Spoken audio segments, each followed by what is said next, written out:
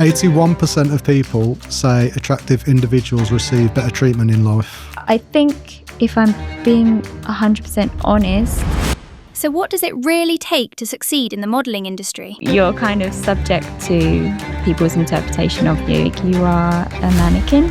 It's a hardcore environment to be in. You do need to be thick-skinned. I feel like AI, it's like this high-tech, like you wouldn't even know.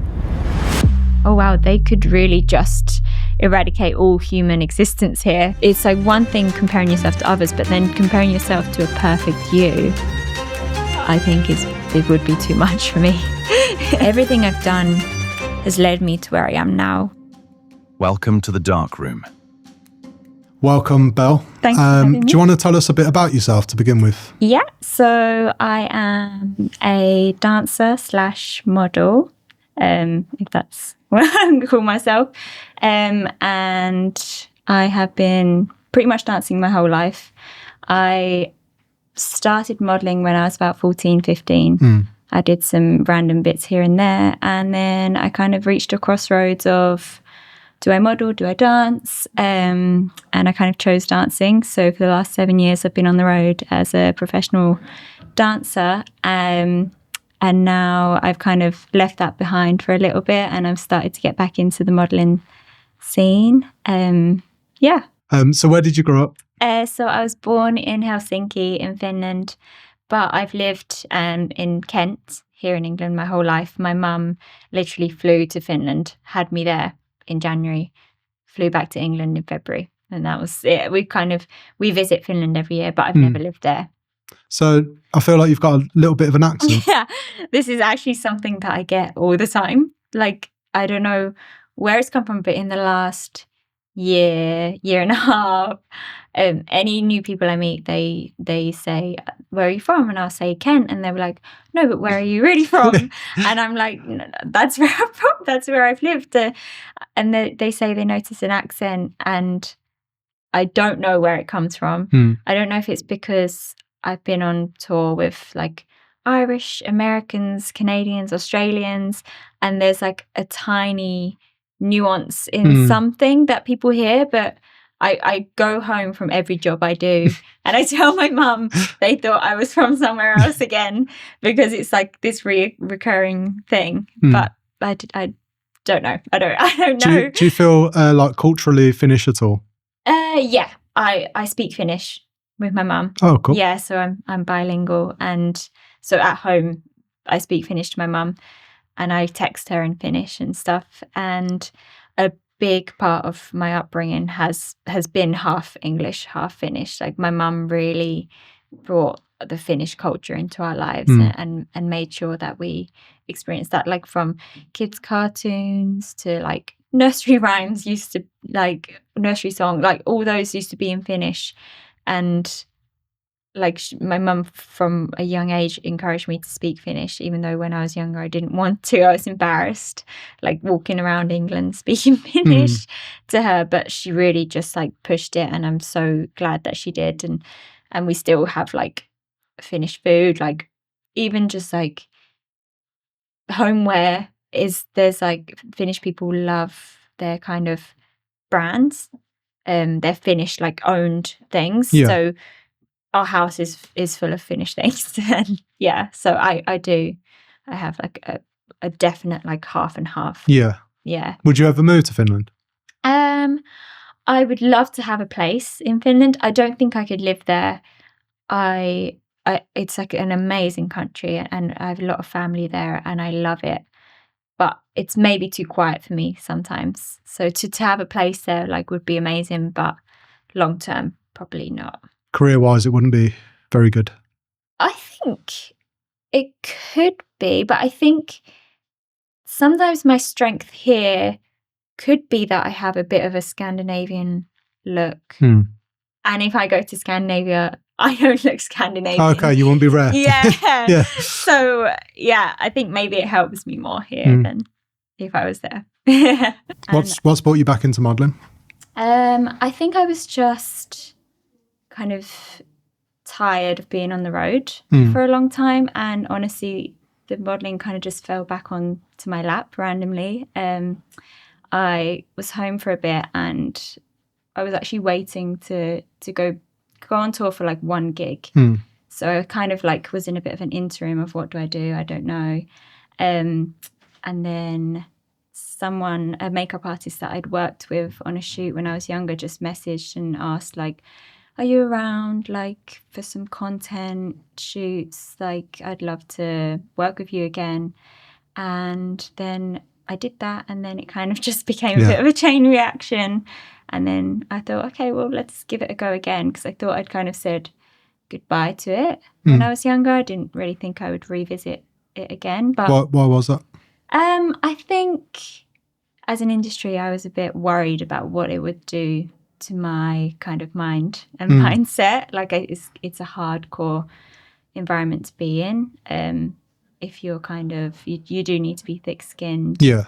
And I just wasn't sure. Even at that age? Yeah, I felt like if I'd have really delved deep into it, I was worried that maybe I wouldn't enjoy it or it would affect me mentally, probably. Yeah, so that was kind of, and like my love was dancing at the time. So that was, and then, that's.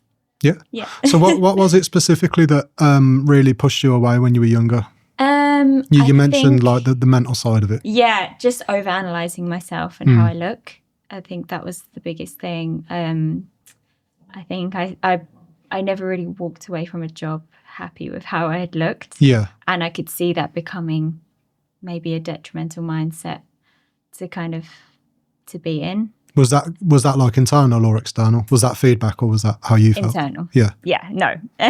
Like people around me would be like, that's amazing or whatever. But for me, like I'm so hard on myself and I just was never happy with how I had looked or. Yeah. Yeah. Was it like a bit of a perfectionist mindset? I think so. And comparison, and maybe like if I was on a shoot with other models, I'd always compare myself to them. So being in a casting environment where there's like hundreds of people in one room, I don't know if I could have done it at the time. Yeah. Yeah. Is there a lot of rejection then within the processes of? Yeah. So it's very much like you are a mannequin and you're kind of subject to people's interpretation of you and whether that would align with what they want or not, which can be very cutthroat. Yeah, I can imagine actually. Yeah. Yeah. So people see that polished, finished image, Photoshop, all the rest of it. Yeah. Who are you behind all of that? I'm quite a sensitive person. I don't actually like attention. I'm actually quite reserved. So to be a dancer and a model has been very contradictory to that. But maybe that's why I didn't think I would have the mindset to be able to kind of push through those boundaries. Yeah. Do you think you're quite introverted then? Yeah. I think in the right, I'm one of those, like, I think they came out with a new personality type of like introvert. Yeah. I don't know if that's fact. Yeah, no, I saw that, yeah. But I think that is probably what I would align with the most, because there are situations that I'd be very introverted and I'm like, I won't put myself out there. Like if someone around me is going to put themselves out there, I'll just step back. I don't, like, I'm not very competitive. So it's actually been probably my biggest challenge in the entertainment industry in general, is you're surrounded by very competitive, very hungry, very driven people that are willing to do whatever it takes to get to where they want to get to. And I've tended to kind of be like, okay, you can take it. You're giving up. yeah, I'll just stay over here. And Do you think to get far, especially in these kind of industries, you need that? I think yes and no. I think I've taught myself that being myself is going to get me to where I'm supposed to be. I don't need to pretend to be something that I'm not to get there. But I think a lot of people at the top probably do have those qualities, and not necessarily in a negative way, just like they are a bit more resilient and So speaking about all of that, have you seen the Tyra Banks documentary / expose? What were your thoughts on that in general? Me and my mum have always watched the Top Model We watched the Britain's Next Top Model the most. Was she also hosting that? She wasn't, but it was just the franchise and the Australian one. So I've watched it a lot. Yeah. We were always like, we loved those programs. And was that inspirational watching stuff like that? It was. I think it was scary too. Yeah. But I just was I love taking the photos. I love all of that. So like, I just love watching the process. But yeah, the Tyra Banks documentary is interesting. I think I didn't know how to walk away. Well, I didn't know what to feel after it because it was like Tyra was there giving her side, but then the main premise of it was kind of backlash at her or the productions. Yeah. Yeah, so this was my first introduction to so I'm aware of her, obviously, but I've never watched any of the shows or anything like that. And so the documentary was the first time I was seeing a lot of the show as well. Yeah. And I felt the same. It was like some things she was doing was really kind of pioneering and good. Yeah. And then on the other hand, seemed like she was quite cutthroat as well. Yeah.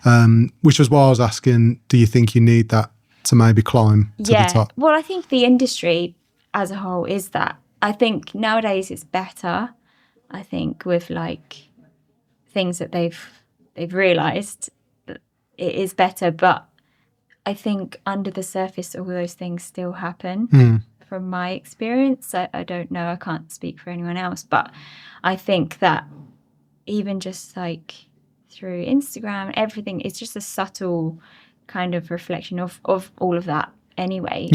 Of like being skinny and being like having the perfect face or like changing things to be that, to chase this perfection kind of thing. Yeah.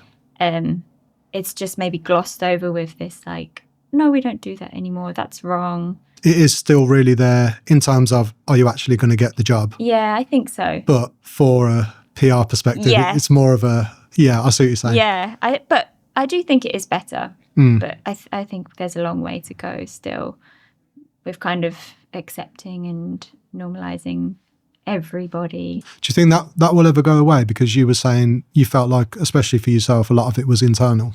Yeah. And a lot of the pressure you put on yourself. I don't think it will ever go away. I think there will always be that like perfect idea of, everyone's is different, of what you would want to be even. So even internally, I think it will always be somewhat there because you're always comparing yourself to other people. I guess that's hard to escape if your job is to look a certain way. And not everyone can be a certain, like your body type is your body type. You're not like, I have a very dancer's body. I'm never gonna be a really tall supermodel kind of thing, even though I would love to. But I'm always going to compare myself to that. But I'm never going to be that. So what would be, in your world, what would be the pinnacle of what you would want to do? Would it be catwalk or would it be fashion? Or I would love to be like fully in the fashion, commercial, just like having fun with the job. I think the high fashion one, I would never be tall enough to even enter that realm. But I think it's probably would be a bit too much, I think. So educate me on that, because I don't know about it. So to even enter that world, you need to be a certain height. Yeah, I don't know what the cutoff these days is, but I think maybe like 5'10". That's really tall for a woman. Yeah, that might be wrong. But the last time I had looked, I think it was like 5'10" to be like catwalk. I think maybe they are introducing some kind of options. Yeah. But I think in general for like high-end brands. What really first drew you to modelling back when you were, was it 14 that you started? Yeah, something like, I actually don't remember the age, but around that time, my mum kind of encouraged me. I loved taking photos of myself. Like I would kind of just do my makeup, put on a nice outfit, take photos in my bedroom, like always. That was like. And was that always the inspiration? Was it modelling or was it social media or? I don't even know. I couldn't even tell you because social media wasn't huge. Like that was, around the time that we had like Bebo and Okay. So it wasn't like it was for Instagram, but there was just something about like posing and like that I loved doing. Being around that whole world. Yeah. And I love fashion and choosing outfits and learning how to do makeup, and it's just all of that kind of just drew me to it. But it wasn't really like I don't really have, because I'm quite like I try and stay in my own lane. I also don't necessarily look outwards to like aspire to be something or someone. I don't know if that makes sense, but I kind of just run with my own way of thinking. No, it's interesting because you wouldn't necessarily think that being humble was the best approach for a performer and a model. Yeah, and sometimes it's not. Like sometimes it's not. Like I've been in situations where I haven't been competitive enough, so I haven't got the gig, kind of thing. So, but sometimes I think the more true to myself I am, the better the outcome is always going to be for myself anyway. Because I can't. I'm not very good at faking things. Like, even though modeling is a lot of like acting and stuff, it's just very contradictory.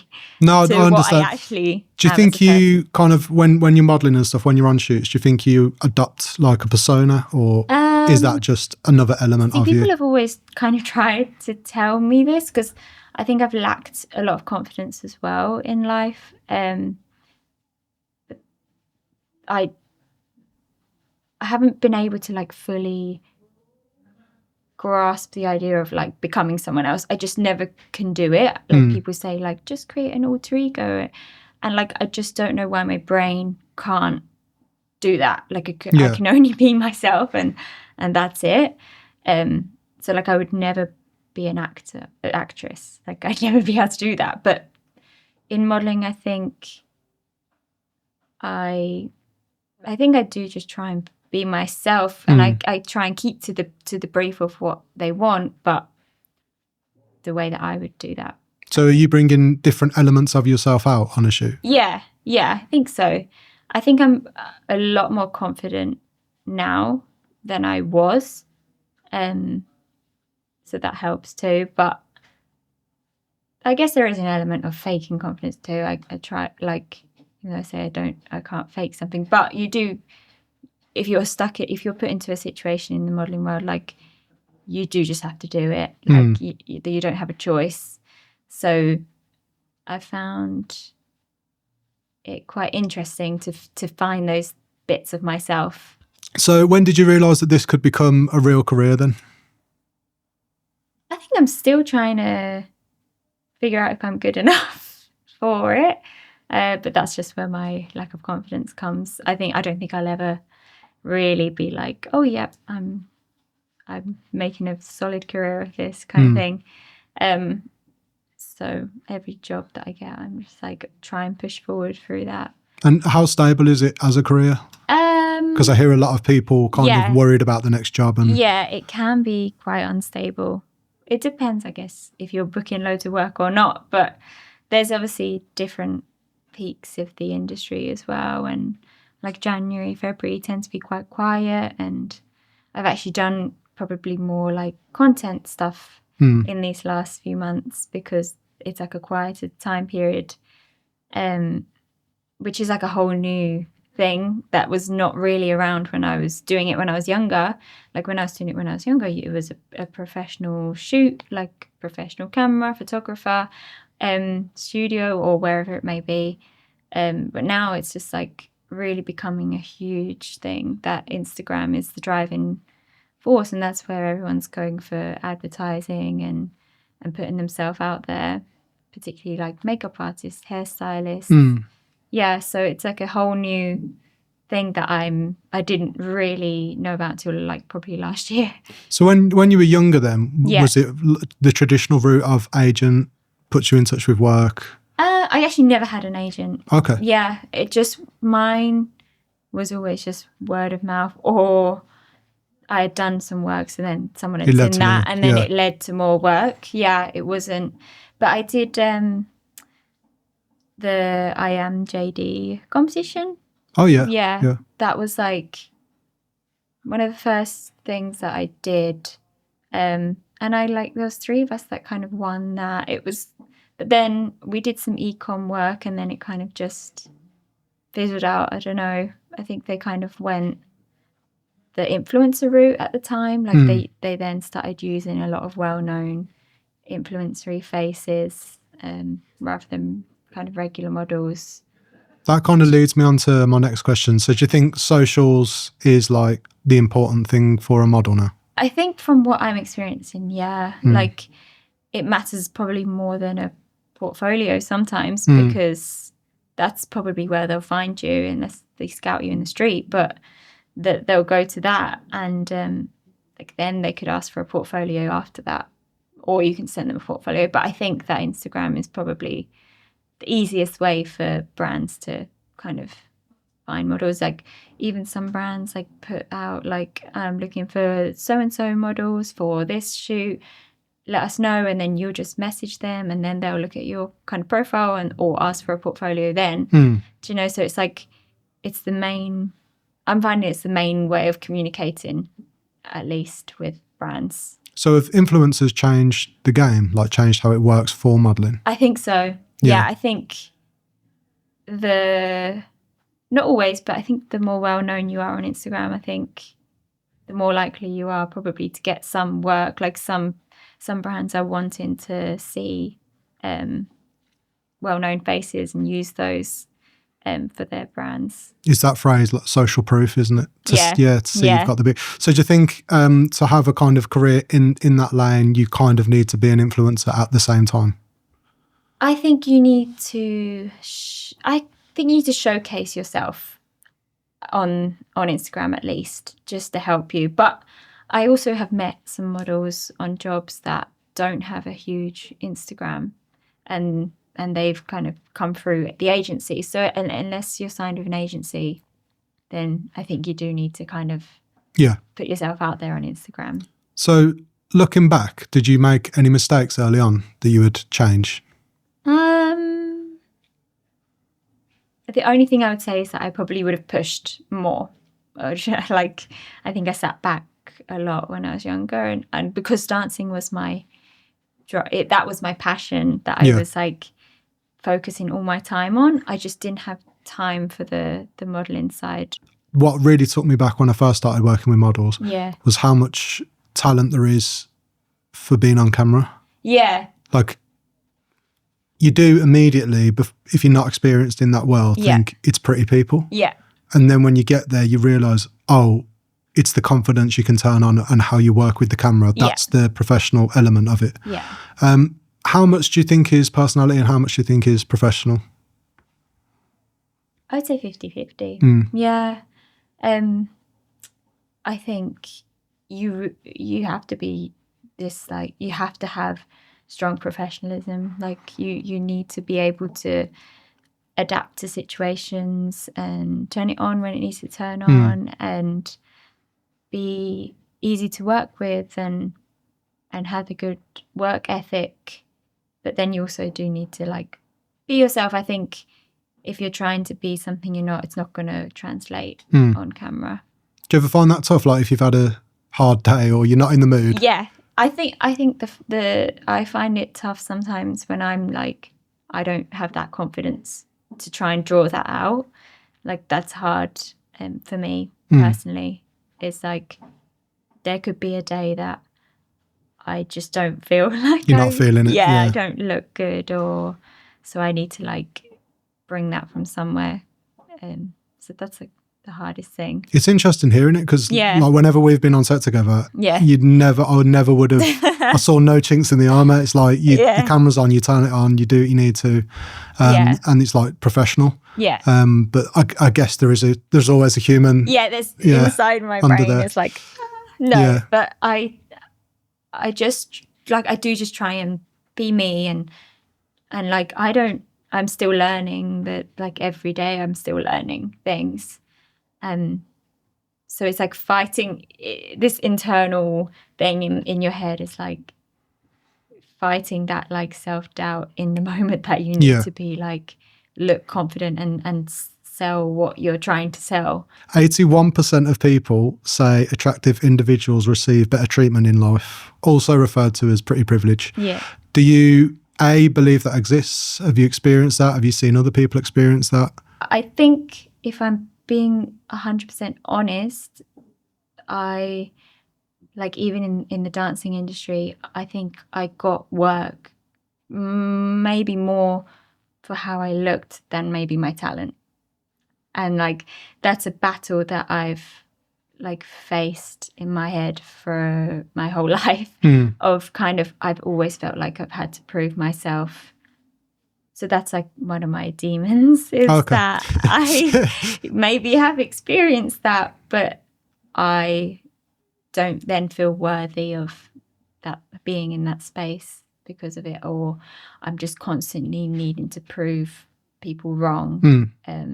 And maybe there's more to me than how I look. Yeah. So do you ever worry about aging, just because it's an industry where how you look matters? Yeah, I've actually recently, just because I have a bit of a baby face, but age-wise, I'm getting older now. Like, I'm starting to think, I'm in a room with a 20-year-old or 18-year-old, and I'm like, oh my gosh, like, I'm actually significantly older than you now. Like, I need to, well, I say I need to do something about it, but I don't want to kind of, I have nothing against anyone getting any kind of procedures done or anything, like whatever makes anyone happy and feel good in themselves, like they should do that.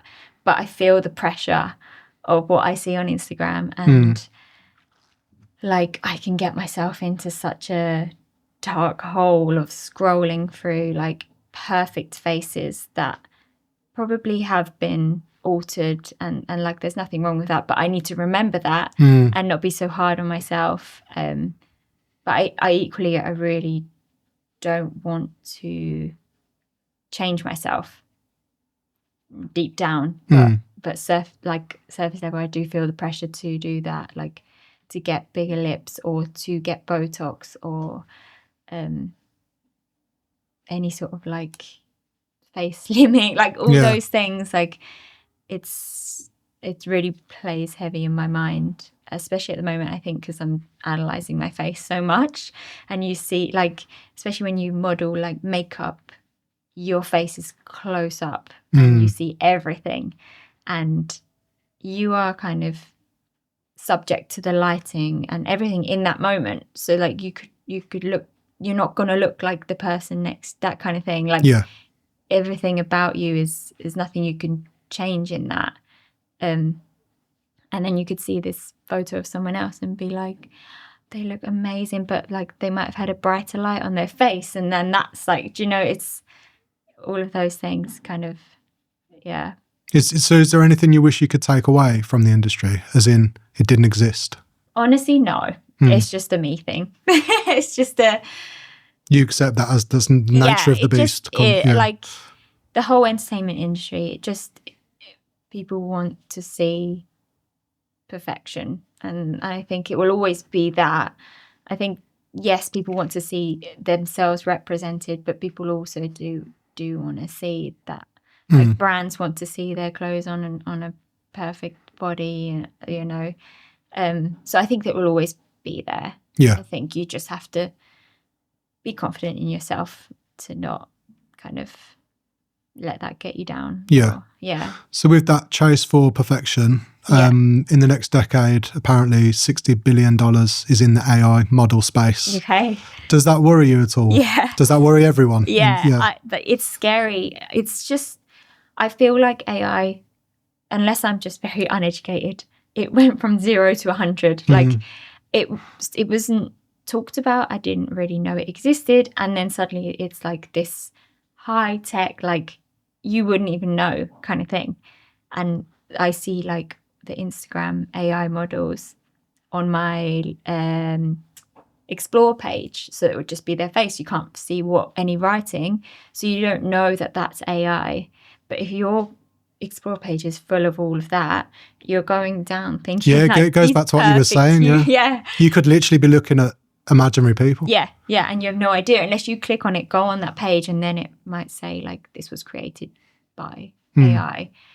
You just don't know. Like they look so real, and I've fallen for it so many times. Same, actually. Yeah. do you ever think there's a point where brands just say, okay, instead of doing a shoot in Paris for £10,000, we will spend £50? Yeah, I hope not. I think as well, I was quite naive to the AI world because my life was consumed by dancing. I did naively think, oh, well, they can't take my job. They can't take that job. But now being in the modeling industry again, I'm like, oh, wow, they could really just eradicate all human existence here. And you can create a full shoot in a place wherever you want from the comfort of your sofa. Like, and again, like you said, the budget is just significantly less then as well. Yeah. So it's scary that industry won't exist, because I think it then also it drives that perfectionism. Yeah. And like already I feel affected by like chasing perfection. So like if it was just AI that you were seeing and you want to buy these clothes and it's not going to look like that on a normal body or a normal person. So it really intensifies all of that, I think. We've been on this track in our lifetime of like towards how perfect can we get it? Yeah. And now it's almost like we're going to go the other way to be like, well, if it's not perfect, we know it's human. Yeah. So it's a weird one, isn't it? Yeah, it's hard to know whether it's a good thing. We should just ride with it, or we should hold some things back. And I'm quite immersed in it, so I'm working with it a lot, and seeing like how powerful it is. I think we should hold it back, but I also think I don't think we can. Yeah, like no, it's out. Yeah. And yes, it does make me wonder, because obviously if you look at a shoot, if that's replaced by AI, that's you not working, that's me not working, that's you know, every makeup artist, hair, all the rest even of it. Like it's not showing that true representation. Do you think modelling has changed the way you see yourself? Yeah. Negatively or positively? Both. I think it's really hard because it has given me this confidence, but it's also made me not confident. It's just a weird thing. Like when I was younger, I was probably more confident in kind of like I've gained confidence now, but in like a different way of like I wasn't comparing myself as much when I was younger. Whereas now I've kind of got maybe some more tools to deal with that. So in turn, I have gained more confidence, but it's also, I'm like, it's like no confidence is bigger here, but confidence has grown here too. So like, whereas like, it was like no confidence. And now it's just the span is bigger. Yeah. And I find that like I really overanalyze everything that I do. You were saying you never want to be seen as like too big-headed. Yeah. Or all about yourself or anything like that. Again, has that come from pressure, external pressure, or is that you trying not to be too, maybe living up to the stereotype? Or? Yeah, I think it's mostly internal. I don't know what it is, and I've always been like it. I've always, the first thing I probably say to someone is something like, "Oh, sorry, my hair's a mess today," or like it would be at the forefront of my mind always to put myself down, to like make conversation, make sure I don't come across like negatively. Like I don't know why it's a coping mechanism for me. Do you think it intimidates people? Yeah, I think I probably would be intimidated, like around people. I mean, I am intimidated, but I just don't want to set that role. I don't want to set that for younger girls, that like you have to be like so confident and like sure of yourself. Like it's okay if you're not, and you're working through that, and you're just being you and figuring it out. Like you don't have to be perfect. So like I think that's always on my mind as well, is that like, what example am I setting? Because in dancing I've worked with like younger girls, so they've always kind of, I felt like if they've looked up to me, like that's my biggest achievement kind of thing. And so do you think in dancing and modelling, do you think that kind of diva persona protects people? Probably, yeah. Yeah. I think everyone's so different and everyone handles things so differently. So you can never take someone's for what they are on the surface. Because everything is probably a coping mechanism in some way to what they actually are thinking and feeling inside. Yeah. But I think it probably does help people kind of just get through and ignore kind of the external factors. Do you find it very hard to separate kind of your personality and who you are from your looks? I think that's why I do what I do. Like even now sitting here, I feel uncomfortable being like, oh, your looks. Like I don't want, but then I know that that's like self-depreciation, so I shouldn't be promoting that either to like young girls. Like, don't be like me. I think I'm just trying to find I'm always trying to find the line of being confident in yourself and still being a good person about it. I think that's where I struggle. Yeah. So what advice would you give a younger dancer or younger model? I think honestly to just be yourself and it will get you to where you were meant to be. And like not everything is for you and that's okay. And I just don't think you should change yourself to get an outcome. I think the biggest success in your life can be that you were yourself, and as long as you're a good person and you're not hurting anyone else, then you're doing good. Yeah. If it all disappeared tomorrow, modelling went away, AI took over everything. Yeah. What do you think you'd miss the most? I think being in front of the camera and creating things, like the creation of things, like seeing everything coming together for like the final product. I think photography, videography is like amazing. I think it's such a talent and it's so cool to see. And like, even like if you use AI, you're not going to get that. Like it's just going to be a computer doing it. You're not going to get the raw like camera footage of something. I completely agree. Yeah. I love being on set and it's the people, isn't it, like that make it. But then the freedom on the other side of like unlimited budget, we can go anywhere. Like, so it is a toss up, but like you say, are we sacrificing convenience? Are we sacrificing the human element for convenience? Yeah. Probably not worth it really. Exactly. It's like they say like life's about the journey, not the destination. And it can be the same thing in modelling too. Like it is about the day and the shoot and having fun and meeting people and all of that. And that's like the thing you will walk away with in your memories, in your mind. You don't necessarily remember that shot. You'll remember the time and the good time that you had. So what's the pinnacle of success? What does that look like for you? Is it Belle at Paris Fashion Week? I think working with like my dream brands, that would be, but honestly, just for me, that was my superficial success of like working with brands that I've always like admired and worn or whatever. And being like someone that girls can look up to. Like I'd love for a girl to be like, she's so cool, I'd love to be like her. But internally, I think just being happy in myself. I think the day that is like, I'm good, I think that's success. Do you think you achieved that whilst you're still modelling? I don't know. I can try.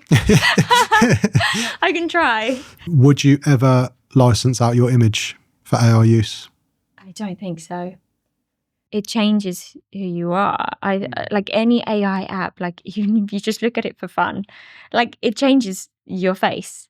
like it doesn't, from my experience anyway, it never really keeps me 100% me. Like you have those like, make me this or make me in the 90s, like all of those things, it would still change my face and make this perfect version of me. So to look at that and then look in the mirror, I think I wouldn't be able to do that. Yeah. It's like one thing comparing yourself to others, but then comparing yourself to a perfect you, I think it would be too much for me. If you were approached by a brand that you loved, you've always wanted to work with, and they said, there's this fee, but it's not just this fee. Every time we use your image within our work in the AI space, are you still saying no? I think it'd be a hard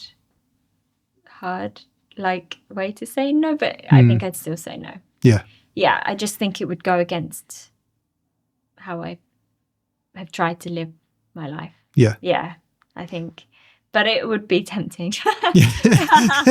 But like, I try and keep my morals quite high, and I think I just would always feel guilt that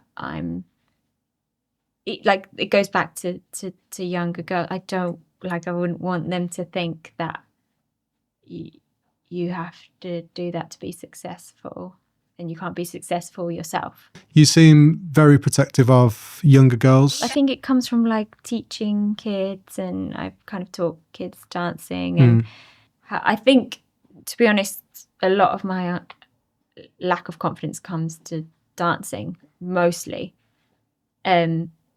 Because I always thought, because I'm not a world champion, I'll never make it into like a big show. But I did, and like I just want, like, I think it all stems from that. Like, you don't have to be a mate. Like, you just need to work hard and believe in yourself. And I had to really like push to get myself out there, but I never thought it was possible. So I just want people to think that like you don't have to be this huge, well-known person, whatever it might be, to get to where you want to get to. So with your personality and everything we've gone over, it's like maybe a bit introverted at times.